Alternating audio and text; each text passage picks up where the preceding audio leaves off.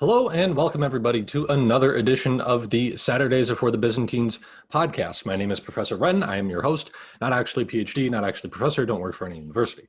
If you have found this video, please make sure to give us a like, subscribe to the channel if you are new, and hit the notification bell so you never miss another episode. If you are listening on Apple Podcast or Google Play, please give us a follow. And especially if you're listening on Apple Podcast, please leave us a 5-star review. And if you have any comments, questions, or concerns, please leave those in the comment section on the YouTube videos. That's the best way for you to get in touch with me and to interact. Our midweek episode today is actually brought to you by a question I was asked by one of our excellent subscribers, Emperor Atlantis. And so the topic for today's episode is going to be identity in the Holy Roman Empire. So if I'll take a moment here to pull up the comment just so I can read it for you. I should have done this beforehand. I'm very professional like this.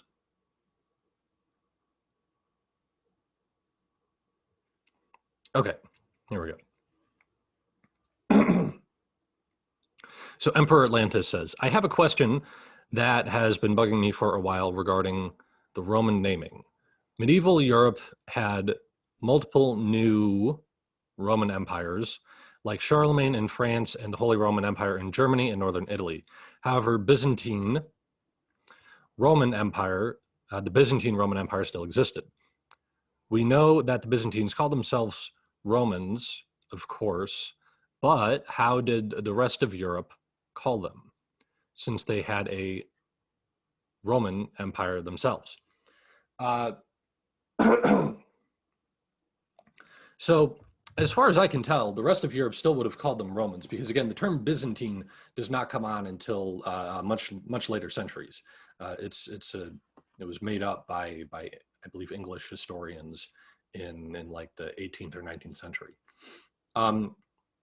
However, that does not necessarily mean that these later like in Charlemagne's Kingdom of the Franks or in the Holy Roman Empire, people there did not necessarily think about themselves as Roman either, especially when we're talking about the Holy Roman Empire, which I think is the one that most prominently comes to mind because of has the word Roman in the title.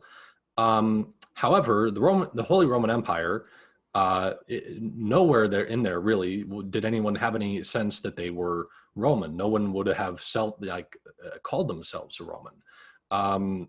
They would have thought of themselves, and the other thing to remember with this too is national identities really are not going to come up until the modern, early modern period. Really, not until it's probably starting in the 1600s, mid to late 1600s. But before that, especially in the time period we're talking about, medieval Europe, people think of themselves primarily as Christians, number one. And then also they identify with their families. I'm from the lineage of so-and-so. They identify themselves with what village they're from, perhaps what profession they're in, especially as you start to get guilds. Guilds give you another means of identification. And then lastly would be region, really.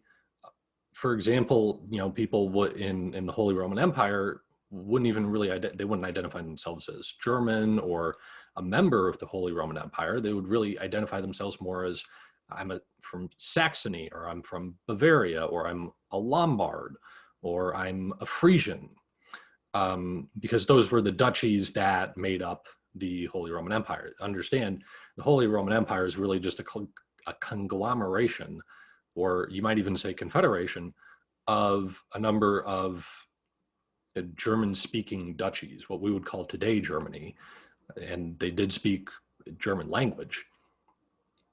But, they were loosely tied together within the Holy Roman Empire, but they were never really a strongly unified country with a national identity. And really, France doesn't have this either.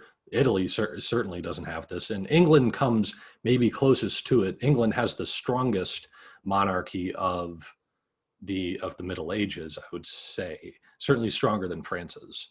In France, oftentimes you see that the king of France is not the most powerful man in France. There are other provincial nobles, counts and dukes who are more powerful than the king. The king just so happens to be the guy who's in charge of l'Île-de-France, the island of France in Paris. The guy who just happens to be there. And it's not until the Capetians where you really, and even with them, you don't get the powerful centralized monarchy that you'll see later on in Europe. And another thing to remember about the Holy Roman Empire, especially again in the German provinces, and again I say German as a way that we would describe it today. Back then, maybe they would speak about it as in like Germania, as the Romans would have referred to it, or perhaps they would have thought of it as the area where people are German speaking. But these areas were never under Roman control. Right, Rome never has German provinces. Certainly, Rome makes some attempts at taking over German territory. Most famously, the Teutoburg Forest in, I believe it's 9 AD. But that was a disaster. And so these Germanic areas have no history of Roman governance. So there isn't even really anywhere for them to get a sense of Roman identity from. Now you might say, well, in Italy, the Holy Roman Empire also controls like Lombardy, and that's in northern Italy. But even there, still, you're not going to see this very much. So the question then might become, well, where do you get the idea of the Holy Roman Empire, and especially the term Holy Roman Emperor?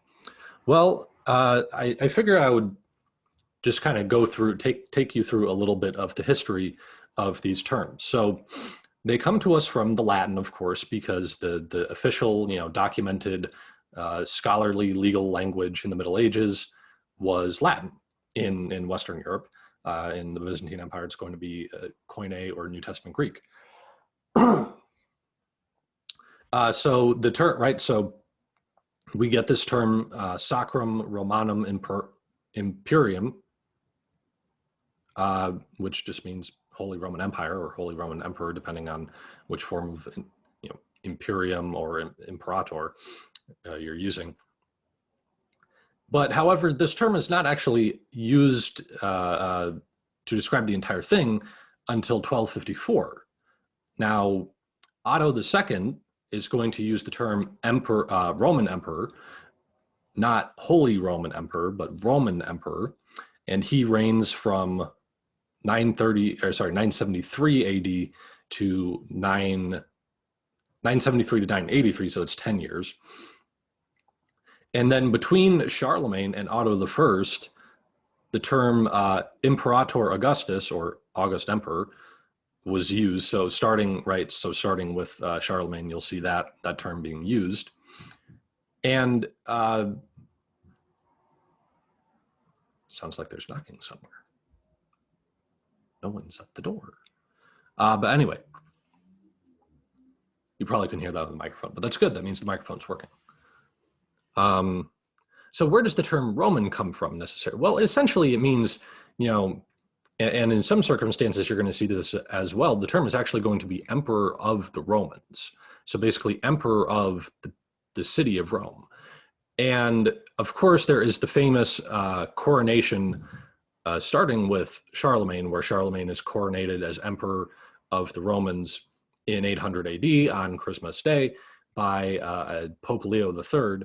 And part of this is, on Charlemagne's part, it legitimizes his reign, really makes him like the big guy on campus. Also, in terms of the Pope, the Pope needs some form of protection in a physical sense, because although the popes do have some small armies, certainly not anything to contend with really the secular nobles of Europe. And so you're going to see instances where the Pope is in need of protection, and over the years, that's going to be the Holy Roman Emperor. In fact, there is going to be a couple brief exceptions where the popes actually get protection from the Normans in southern Italy, but more often than not, what you're going to see are the Holy Roman Emperor joining together with the Pope to lead invasions into southern Italy to try to take out the Normans. However, that does not really work out most of the time for them. Let's see if I've addressed all of my points here. Oh, I'm sorry, I've actually made a mistake here. I think I said that between the term Imperator Augustus was used starting with Charlemagne through Otto I. There was actually a gap there, so I apologize. So Charlemagne will be called Imperator Augustus, and then that term will not be used, that title will not be used again until we get to Otto I. Otto I, who is the king of Germany, so to speak. He also becomes the king of Lombardy, and I believe he's also the king or the Duke of Burgundy. And so to solidify his position, he is also named emperor or coronated emperor by the Pope. And Otto I as well is going to help the Pope get out of a couple of jams there. I want to say it was the Roman, in terms of the city of Rome, the nobility there was becoming hostile towards the Pope, and so he needed a form of protection, and he got that through Otto I, and that, I believe, that was John the, having trouble reading my own writing there, John the 12th.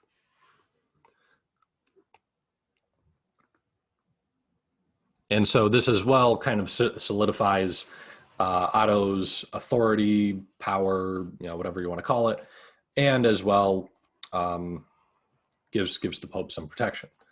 And so this is really where the idea of the Holy Roman Empire comes from. It's this connection with the Pope. It's also having the relationship with the Pope, being the papal basically protector. And the coronating of the emperor by the Pope as well.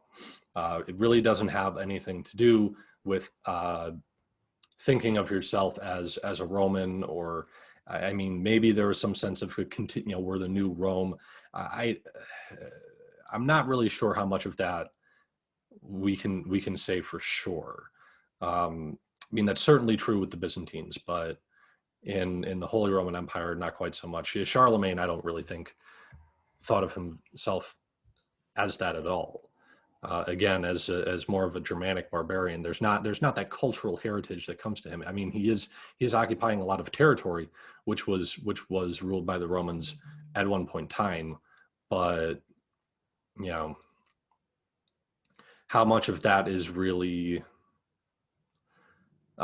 in the minds of people is, I mean, again, certainly not. People are identifying at this point in time primarily with their religion, Christianity, families, and then towns, villages, and regions. And the broadest sense, well, the broadest sense in a religious sense is that they identify as Christians, but the broadest thing in a secular sense is that they're identifying with like their county or their duchy. So, they owe loyalty to the Duke of Saxony, or they owe loyalty to the Count of whatever, right? So that's really that. So hopefully that kind of clears things up a bit in terms, because I understand, I mean, look, the Holy Roman Empire is a very complex thing. It's not an easy thing to figure out. It's not an easy thing to understand. It's by its own nature, it is complex, and that's part of what makes talking about it fun, because there's a lot of different things you can talk about, and you can have arguments, one way or the other way about these kinds of things. But at the same time, it's like, oh gosh, what are we even talking about here? But it's good. We need to talk about it in order to try to make some sense of it. So if you've liked this video, please hit the like button. Also subscribe to the channel if you're new. Hit the notification bell so you never miss another episode. And make sure to follow us on Apple Podcasts and Spotify. Or not Spotify, I'm sorry, Google Play. Still not on Spotify, unfortunately. And if you're listening on Apple Podcasts, please give us a 5-star review. Check us out on Facebook at Professor Wren, and also on Instagram, where I post updates about the show and other fun memes and other things I find that I'll share with you guys. So that is all for this time, and I'll see y'all next time.